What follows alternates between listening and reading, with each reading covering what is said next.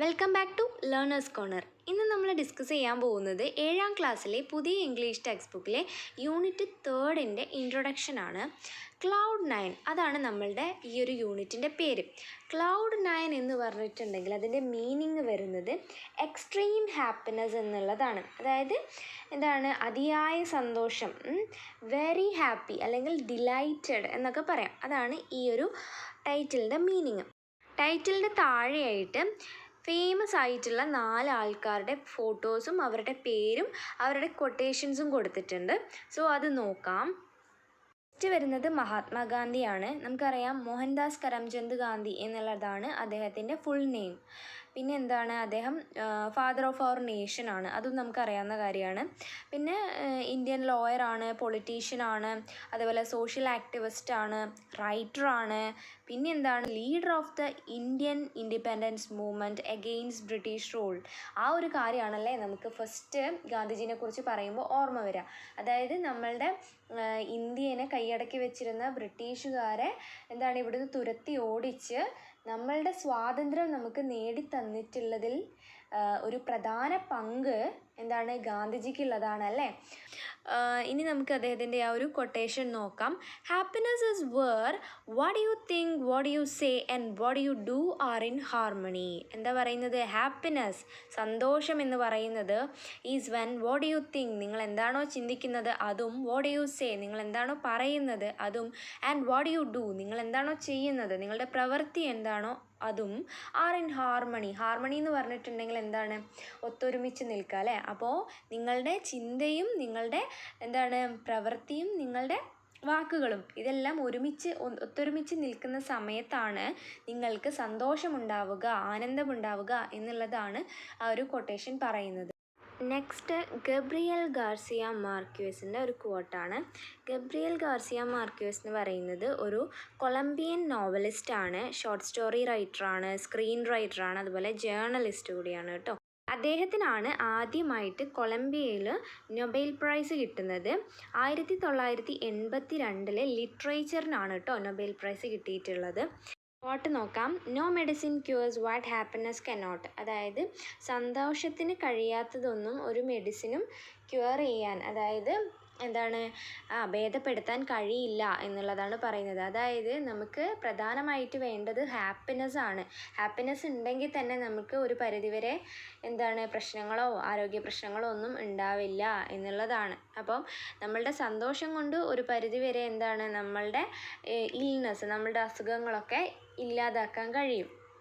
Next Ralph Waldo എമേഴ്സൻ്റെ കോട്ടാണ് നോക്കാനുള്ളത്. അദ്ദേഹം ഒരു അമേരിക്കൻ എസ്സേയിസ്റ്റ് ആണ്, അതേപോലെ തന്നെ ലെക്ചറർ, ഫിലോസഫർ, പോയറ്റ് എന്നീ നിരകളിലും പ്രശസ്തനാണ് കേട്ടോ. സോ കോട്ട് നോക്കാം. For every minute you are angry you lose 60 seconds of happiness. എന്താ പറയുന്നത്, for every minute you are angry നിങ്ങൾ ദേഷ്യപ്പെടുന്ന ഓരോ നിമിഷവും, you lose 60 seconds of happiness നിങ്ങൾ നഷ്ടപ്പെടുത്തുന്നത് നിങ്ങളുടെ 60 സെക്കൻഡ് ഓഫ് ഹാപ്പിനെസ് ആണ്, നിങ്ങളുടെ സന്തോഷമാണ് എന്ന് പറയുകയാണ്. Next Alice വോക്കറാണ്. അവർ ഒരു അമേരിക്കൻ നോവലിസ്റ്റാണ്, അതുപോലെ short story writer, poet, social activist ഒക്കെയാണ് കേട്ടോ. ആദ്യമായിട്ട് പുലിറ്റ്സർ പ്രൈസ് കിട്ടിയ ആഫ്രിക്കൻ അമേരിക്കൻ വിമൻ ആണ് ആലീസ് വോക്കർ എന്ന് പറയുന്നത്. അവർക്ക് പുലിറ്റ്സർ പ്രൈസ് കിട്ടിയിട്ടുള്ളത് ഫിക്ഷനാണ്. 1982 ദ കളർ പേർപ്പിൾ എന്ന് പറയുന്ന നോവലിനാണ് അവർക്ക് ഈ ഒരു അവാർഡ് കിട്ടിയിട്ടുള്ളത്. നോക്കാം. Don't wait around for other people to be happy for U.